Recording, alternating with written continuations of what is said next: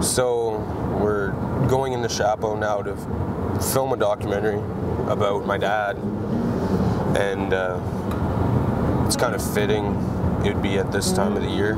I didn't think it would be this close to the actual anniversary, but yesterday it was 11 years since he passed, and I don't know, I just want to get there. I want to make this not only for me and to have this piece forever to remember, but I want to make it something that is relevant to him and I just want to make him proud with it. I was 9 at the time, and it's just kind of shocking to think now it's been more than half my life without him, and I don't know. It just kind of sucks not being able to remember his voice, you know?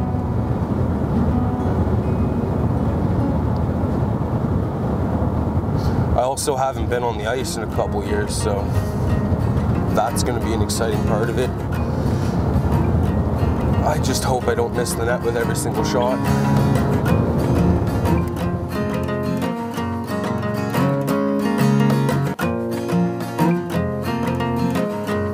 So I'm from Chapeau, Quebec, Canada.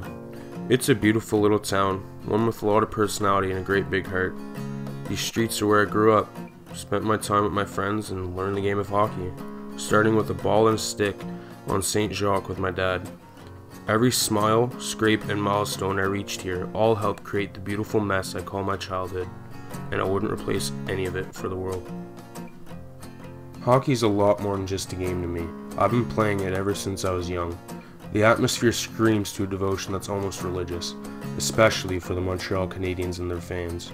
I remember the first time I was really just blown away by the connection between a player and the crowd. Then Montreal Canadiens captain and mine and my dad's favorite player, Saku Koivu, made a triumphant return after a battle with cancer.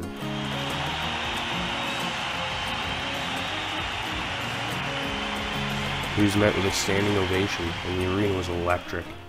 With that being said, not every battle with cancer ends that positively. My dad struggled with cancer for years upon years. He had been diagnosed not too long after I was born. Time went by, the cancer spread. Soon enough, our ball hockey sessions turned into hospital visits. My dad didn't just fight the cancer, he was in a war. He never stopped being my hero.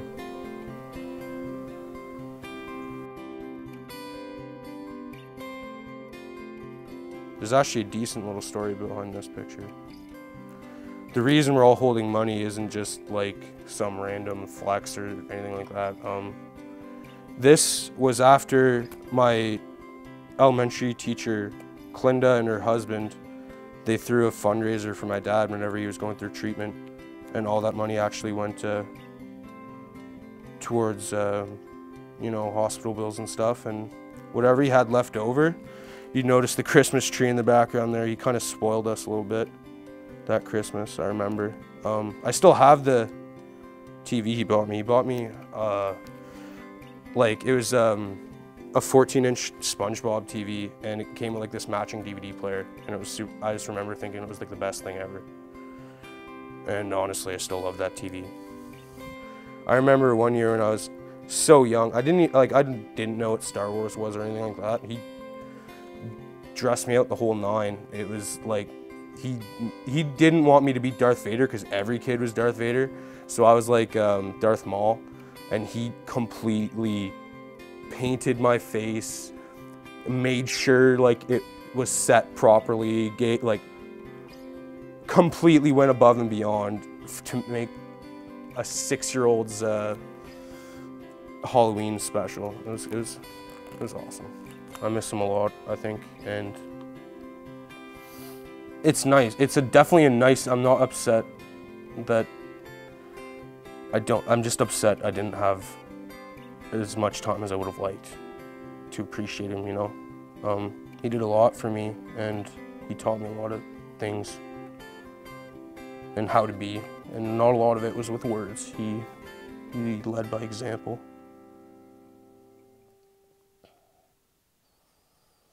My dad was a great man, and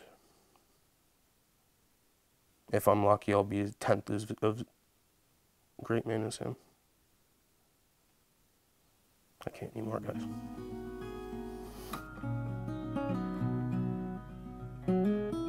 March 22nd, 2008, I lost my dad. Life as I'd known it then just kind of ceased to exist. I didn't believe it to be true, like there's no way I could just not have a dad for the rest of my life. Everything changed. The lights went dark and my thoughts got loud. Too loud. Soon enough, it was hard just to be a normal 9-year-old. Hockey is where I really met my dad, where we connected. I don't think we'll ever lose our love for the game or our love for each other.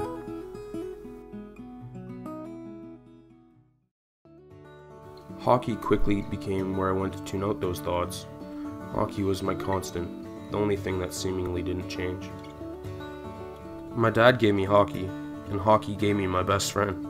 I met Ollie when I was 4, and honestly he's like a brother to me. And me and Bryce, man, we start way back, 4, maybe 5 years old. Started in pre-kindergarten back in school.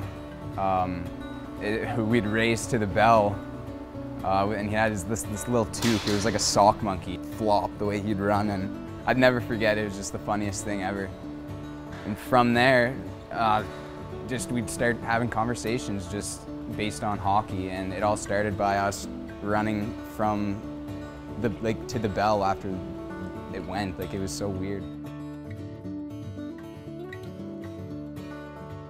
From hockey to gaming out, chilling late nights, just talking, driving around.